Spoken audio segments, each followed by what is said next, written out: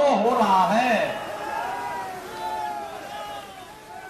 और इसलिए भाइयों बहनों देखिए, सरकार जब बनती है कैसे गरीबों के हित के लिए कार्य होते हैं। ये तीनों दलों में होड़ लगी है। किस बात की होड़ लगी है? कौन कितने बड़े अपराधी को टिकट देते। कांग्रेस में, सपा में, बसपा में एक एक ढूंढ करके लाते हैं, भाई जाने। विकास उनका एजेंडा नहीं है। कहते हैं हम बिजली फ्री दे देंगे। अरे तुम्हारे यहां तो बिजली नहीं आती थी क्या? सपा की सरकार के समय बिजली मिलती थी क्या? उनसे कोई उम्मीद करते हैं क्या? कोई विश्वास करते हैं? वे तो अंधेरे में रहने के आदी हैं, क्योंकि चांदनी रात चोरों को अच्छी नहीं लगती। ये बिजली उनको कहां से अच्छी लग जाएगी? आज तो गांव-गांव में जब बिजली चलती है, 24 घंटे बिजली चलती है। पहले हमारे किसान भाइयों के यहां अन्नदाता किसान के खेत से पंपिंग सेट भी चोरी हो जाता था। आज कोई चोरी करने का तो साहस करेगा? आज तो नहीं करेगा। और इसलिए भाइयों बहनों कहते हैं हम ये करेंगे। अरे जब मौका मिला था तब क्या किया था ये तो बताओ। चर्चा तो तीनों सरकारों को करना चाहिए। कांग्रेस ने क्या किया, समाजवादी पार्टी 4 बार थी, क्या किया, बहुजन समाजवादी पार्टी 3 बार थी, उसने क्या किया। और मैं दावे के साथ कह सकता हूं, कांग्रेस का पूरा कार्यकाल, समाजवादी पार्टी के 4 बार के कार्यकाल, बहुजन समाजवादी पार्टी के 3 बार के कार्यकाल को जोड़ लो, जितना वह जोड़ करके आता है, अगर उससे ज्यादा भारतीय जनता पार्टी की सरकार ने नहीं किया है तो भाइयों बहनों में वोट मांगने नहीं आऊंगा।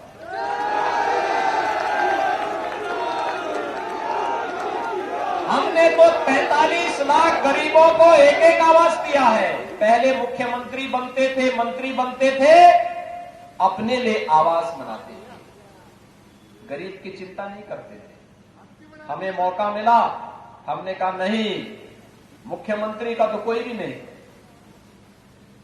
मेरे लिए तो उत्तर प्रदेश की 25 करोड़ जनता परिवार है, लेकिन प्रदेश के गरीबों का मकान बनना चाहिए। 43 लाख गरीबों का एक एक मकान बना के दिए। भाइयों बहनों, मजरे मजरे में विद्युतीकरण का काम करवाए हैं 1,21,000 मजरों में। और फिर 1,43 लाख गरीबों को फ्री में बिजली का कनेक्शन दिए हैं। 1,56 लाख गरीबों को रसोई गैस के निःशुल्क कनेक्शन उपलब्ध करवाए हैं। 1 करोड़ वृद्धजन, विधवा महिलाएं, दिव्यांग जनों को 12,000 रुपए हर वर्ष पेंशन की सुविधा हम लोग दिए हैं। 9 करोड़ गरीबों को 5 लाख रुपए की साल में स्वास्थ्य की गारंटी का कार्ड उपलब्ध करवाए हैं। कहीं भी जाएंगे वो कार्ड से उनका उपचार हो जाएगा। और 15 करोड़ गरीबों को, डबल इंजन की सरकार है तो डबल डोज राशन का भी उपलब्ध करवाने का कार्य कर रहे हैं।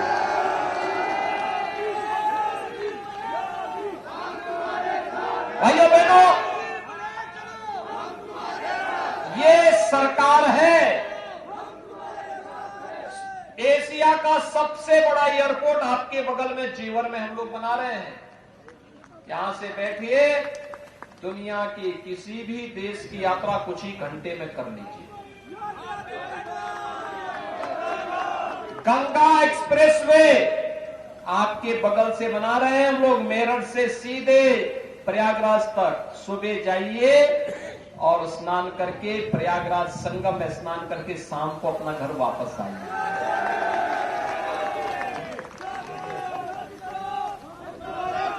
समाजवादी पार्टी तमंचों की फैक्ट्री लगाती थी, हमने उसको बैन करके कहा नहीं, डिफेंस कॉरिडोर बनेगा। डिफेंस कॉरिडोर तो बनेगी जो पाकिस्तान की सीमा पे गड़गड़ाएगी। पाकिस्तान के अंदर घुस करके हमारे भारत के जवान बागपत में पैदावार जवान पाकिस्तान के अंदर में जाकर के दुश्मनों की छाती में मूंग दलने का काम करेगा, और तो यहां बनेगी यूपी में। सपा के लोग क्या कहते हैं कि पाकिस्तान तो सर्टिफिकेट पाकिस्तान को देता है, वो गन्ना की चिंता नहीं करता, वो जिन्ना की उनको चिंता है। और इसलिए भाइयों बहनों, मेरी आप सबसे अपील है, वहां विकास के नाम पे क्या होता था? आप सपा की सरकार के समय के किसी एक विकास कार्य को मुझे गिनवा दीजिए, केवल एक विकास उसका दिखाई देगा, और वह है कब्रिस्तान की बाउंड्री। कब्रिस्तान की बाउंड्री के अलावा कोई विकास वहां हुआ ही नहीं। और भाइयों बहनों, हमारी सरकार में उत्तर प्रदेश के 700 मंदिर या धाम, इनके लिए पैसा देकर के इसका सुंदरीकरण का कार्य किया गया है। कैसे विकास होता है, ये विकास का मॉडल है। और इसीलिए मैं आप सबसे अपील करने के लिए आया हूं। सहेंद्र सिंह रमाला जी ने छपरौली की चीनी मिल लगाने के लिए सरकार के साथ कहा था। इन्होंने कहा था उस समय के साथ चौधरी साहब को नहीं आई हूं। चौधरी साहब ने 1980 में कहा था कि इस चीनी मिल का विस्तारीकरण होना चाहिए। सपा, बसपा, कांग्रेस सभी दल आ गए, कोई नहीं कर पाया। लोक दल भी उनके साथ था, तब भी नहीं कर पाए। चौधरी साहब का सपना नहीं पूरा कर पाए। इन्होंने कहा कि सरकार में दम है तो सरकार दिखा दे अपना दम, और फिर अगर सरकार हमारे यहां के किसानों का इस कार्य को करती है तो मैं भी बिना किसी शर्त के भारतीय जनता पार्टी के साथ मिलकर के फिर आगे की राजनीति करूंगा। और भाइयों बहनों, हमने कहा भी ये तो अन्नदाता किसानों का मामला है, ये हम करेंगे। आपने सांसद जी को बुलवाइए। नई चीनी मिल लगा दी आपके रमाला में, ये सामने दिखाई दे रही। मैं जब आ रहा था सामने चीनी मिल दिखाई दे रही, मैं आया था उद्घाटन के समय में। और भाइयों बहनों, चौधरी साहब के सपने को सही मायने में साकार डॉक्टर सत्यपाल सिंह और सहेंद्र सिंह रामाला ने किया है। चौधरी साहब का सपना वे लोग नहीं साकार कर सकते। जब मुजफ्फरनगर का दंगा होता है, वे एक बार भी हालचाल लेने तक नहीं जाते हैं, एक भी बार हालचाल लेने नहीं गए, और वही गलती फिर से दोहराने का प्रयास कर रहे हैं। जाटों का टिकट काट करके उन्हीं लोगों को फिर से टिकट देने का प्रयास कर रहे हैं जिन्होंने वहां पर सचिन और गौरव की हत्या कर दी थी। भाइयों बहनों, ये अस्वीकार्य है, नहीं स्वीकार किया जाना चाहिए। और मेरी आप सबसे अपील होगी, आप सबसे मेरी अपील होगी, अगर आप चाहते हैं कि प्रदेश में ऐसे ही कानून का राज बना रहे, अगर आप चाहते हैं कि थानों का संचालन कोई हिस्ट्री शीटर न करे, अगर आप चाहते हैं कि तुष्टीकरण की जिस नीति को सपा ने, बसपा ने, कांग्रेस ने प्रदेश के अंदर लागू करके प्रदेश को दंगों की आग में झोंका था, ये बंद होना ही चाहिए। अगर आप चाहते हैं कि सोतीगंज जैसे बुलडोजर चलते रहें, अगर आप चाहते हैं कि बेटियों की सुरक्षा की पुख्ता व्यवस्था हो, अगर आप चाहते हैं हमारे नौजवानों को नौकरी और रोजगार की ऐसी गारंटी मिलती रहे, अगर आप चाहते हैं अन्नदाता किसानों का सम्मान होता रहे और उनका गन्ना मूल्य का भुगतान समय पे होता रहे, अगर आप चाहते हैं कि सर्वत्र कानून का राज हो,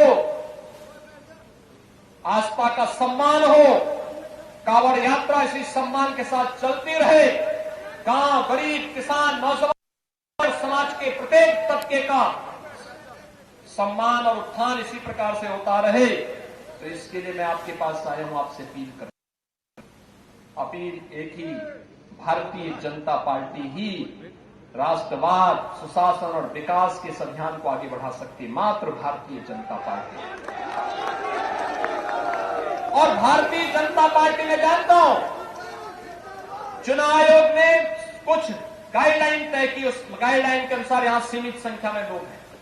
मैं देख रहा था बाहर भी, सड़कों पर भी, चारों तरफ हजारों हैं। मेरी भी इच्छा थी उनके बीच में आने की। मैं तो रमाला जी को बहुत दिन से कह रहा था कि मुझे आना है छपरोली में।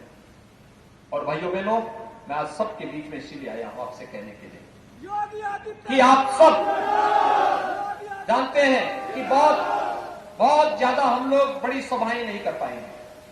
आप में से हर एक व्यक्ति को सहेंद्र सिंह रमाला बनना पड़ेगा, गांव-गांव, घर-घर जाना पड़ेगा, मेरी अपील को उन लोगों तक पहुंचाना पड़ेगा और फिर कमल के निशान पर वोट देने के लिए लोगों को प्रेरित करना पड़ेगा। क्योंकि इसके अलावा कोरोना कालखंड में दूसरा माध्यम नहीं। हर एक व्यक्ति को घर घर जाकर के जिम्मेदारी निभानी पड़ेगी। आपके पास स्मार्टफोन होगा, आप सोशल मीडिया में होंगे, फेसबुक पर, व्हाट्सएप पर, इंस्टाग्राम पर, जहां भी जिस भी माध्यम से हो सकता है, एक एक व्यक्ति को जोड़ करके कमल के निशान के साथ जुड़ने की अपील उनसे करिए। और क्यों, सुरक्षा और समृद्धि के लिए भारतीय जनता पार्टी एकमात्र विकल्प है, कोई दूसरा नहीं इसका विकल्प हो सकता। सबका कार्यकाल लोगों ने देखा है और मेरी आप सबसे अपील होगी, आप इस पर करेंगे। क्या आप लोग सब मेरी बात से सहमत हैं? सभी लोग दोनों हाथ उठा करके, उस सड़क के उस पार भी लोग हैं बड़ी संख्या में, मेरी उनसे भी अपील होगी, क्या वे लोग सहमत हैं? सभी लोग सहमत हैं? तो मेरे साथ दोनों हाथ उठा करके बोलेंगे, भारत माता की, भारत माता की, भारत माता की। धन्यवाद योगी जी। और हम छपरोली की जनता की तरफ से यह आश्वासन आपको देना चाहते हैं कि जब आप अगले मुख्यमंत्री के रूप मिशन पश्चिम पर इस वक्त BJP, Bharatiya Janata party, CM Yogi Adityanath Baghpat से आप उन्हें सुन रहे थे। कोरोना काल में हमारी सरकार ने अच्छा काम किया, अपनी सरकार की उपलब्धियों का बखान करते हुए योगी आदित्यनाथ और साथ ही विपक्ष पर हमलावर होते हुए।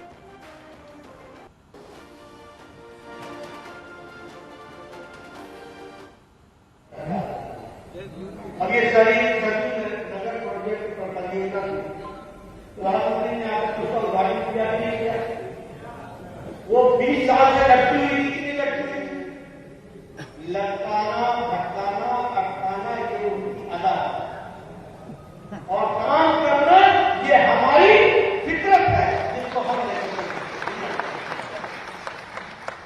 अर्जुन नगर परियोजना ये रुका हुआ था। उसी तरीके से 5 साल सिंचाई योजना रुका हुआ था, नहीं रुका हुआ। गंगा एक्सप्रेस वे टेस्ट योजना रुकी हुई, इस सब पर काम हुआ कि नहीं हुआ? तो यह फर्क भी हमको समझना चाहिए और उसको हमको समझना चाहिए कि जन कल्याण की योजनाओं को हम कैसे आगे बढ़ा रहे हैं। इसको हम काम करते हैं विकास के लिए, लोगों के विकास, और वो चित्र छिड़कते हैं।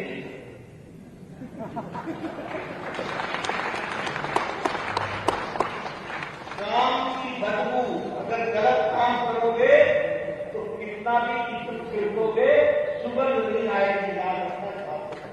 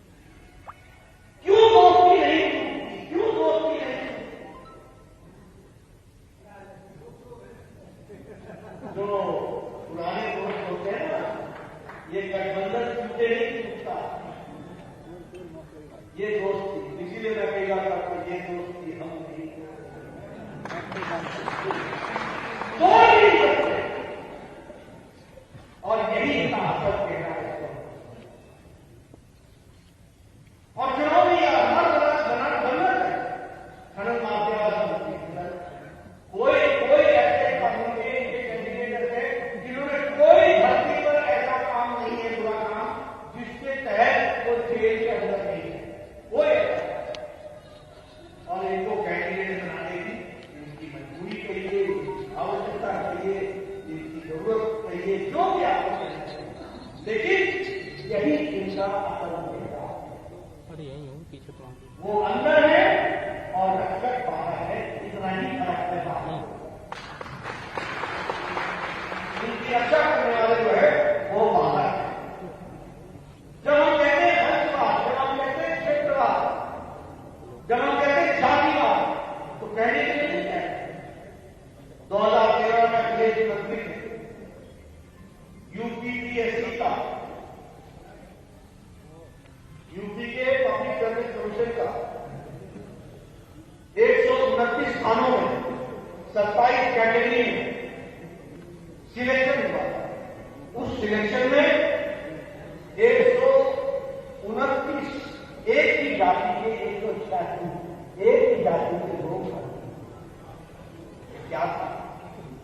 सपा आए तो कोई किसी एक जाति का प्रभाव, बसपा आए तो किसी एक तरफ जाने की योजना, ये क्या करता? सपा होता था कि नहीं होता? किसी विशेष का होता था कि नहीं होता?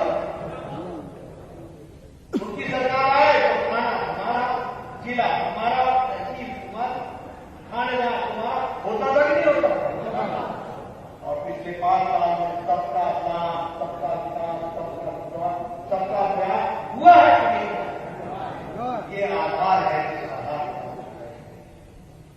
मैं बहुत उदाहरण दे सकता हूं, आज आपका ज्यादा समय नहीं होगा, लेकिन सिर्फ इतना बताना चाहूंगा कि विकास की दृष्टि से जिन कामों को आगे बढ़ाने का काम हुआ है।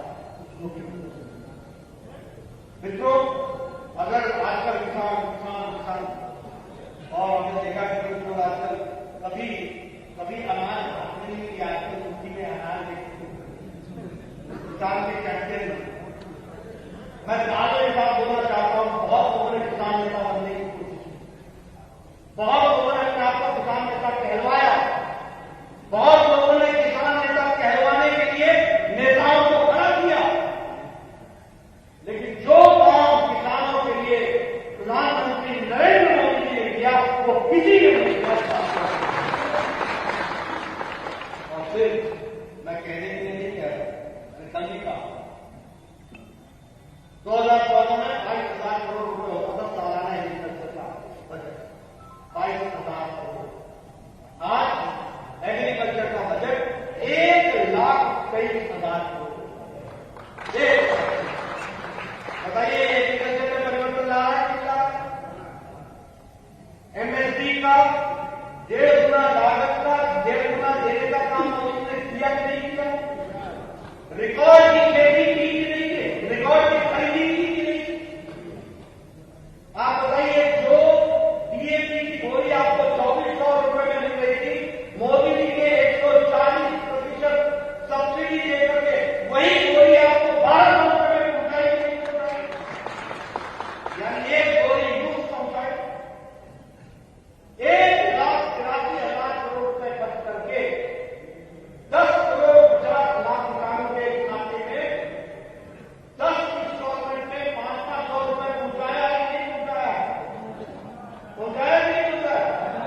10 करोड़ 50 लाख किसान 10 इंस्टॉलमेंट 500 रुपए की दर, 180 लाख करोड़ रुपए, 180 लाख करोड़ रुपए, 1.1 लाख करोड़ रुपए ये पहुंचाया। 22 करोड़ लोगों को उनका सॉइल हेल्थ कार्ड पहुंचाया कि नहीं पहुंचाया? अब आप देखिए, भारत अपना बदल दिया कि हम सॉइल का हेल्थ कार्ड दे रहे। एक जमाना था कि आर्मी में हेल्थ कार्ड नहीं मिलता था, सॉइल का क्या हेल्थ कार्ड मिलता? सॉइल हेल्थ कार्ड 22 और 2.5 करोड़ को उत्तर प्रदेश में पहुंचा। प्रधानमंत्री फसल बीमा योजना के तहत बहुत बड़ा काम हुआ है, करोड़ों रजिस्टर किया गया है। तो चाहे किसानों की आयुष्मान भारत, आप बताइए, अमेरिका का चुनाव हेल्थ सिक्योरिटी पर होता है कि नहीं? यूरोप का चुनाव हेल्थ सिक्योरिटी पर होता है कि नहीं? आज दिन तक अमेरिका और यूरोप ने तय नहीं कर पाया कि हेल्थ इंश्योरेंस देना है कि हेल्थ इंश्योरेंस, वो ये तय नहीं करता। लेकिन प्रधानमंत्री मोदी जी ने 135-30 करोड़ जनता को, जिसमें से 50 करोड़ यानी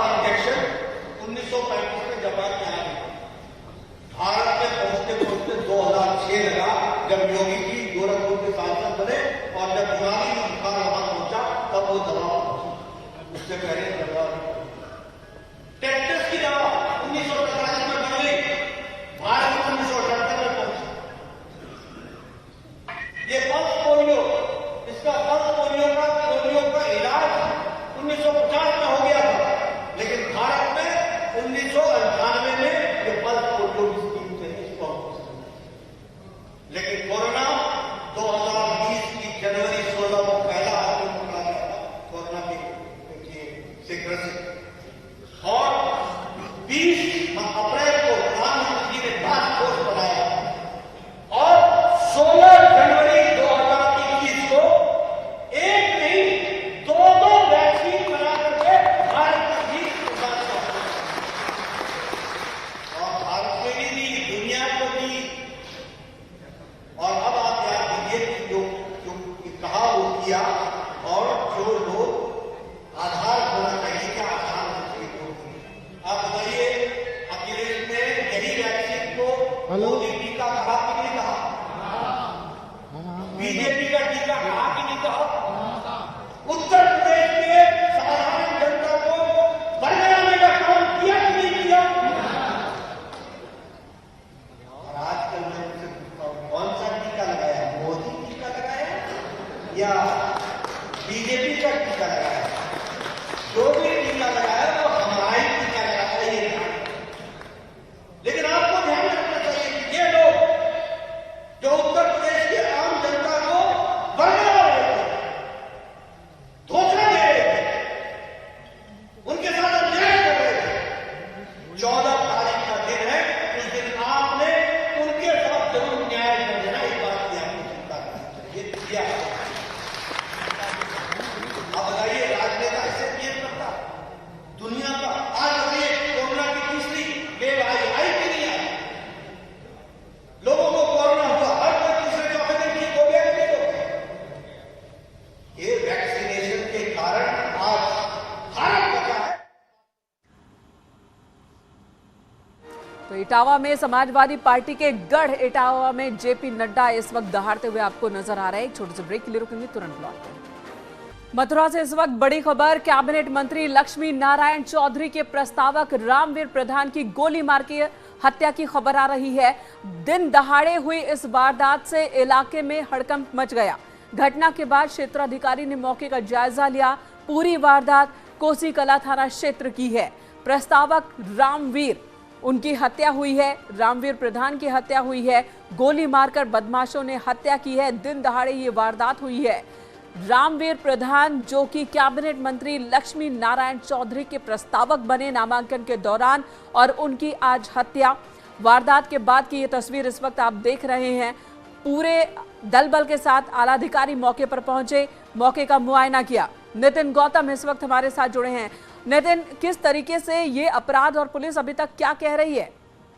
जी देखिए, हम अपने दर्शकों को बताना चाहेंगे कि ये वर्तमान में जो गांव प्रधान थे, गांव पैगाम के, और ये कैबिनेट मंत्री जो हैं लक्ष्मीनारायण चौधरी उनके प्रस्तावक थे, और चुनाव चल रहा था। इसी दौरान ये आज कोकलावन शनिदेव मंदिर पर गए थे और दर्शन कर जो परिक्रमा मंदिर से करीब 1 किलोमीटर दूर चलने पर 3 अज्ञात बदमाश आए थे, मोटरसाइकिल पर सवार ये बताए गए, और इन्होंने 3 गोली जो है वो प्रधान जी को मारी थी, जिसके चलते प्रधान जी की मौके पर ही मौत हो गई है।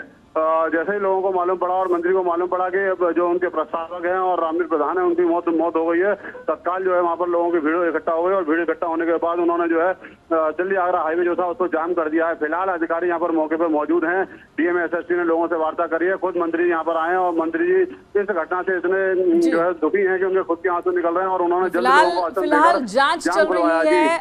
वारदात को अंजाम देने वाले बाइक पर सवार होकर आए थे, लेकिन इस वारदात के पीछे का उद्देश्य क्या, वजह क्या, पुलिस तमाम पहलुओं से जांच पड़ताल में जुटी है। धन्यवाद इस वक्त नितिन आपका पूरी जानकारी देने के लिए। एक ब्रेक के लिए रुकेंगे, खबरों का सिलसिला जारी है।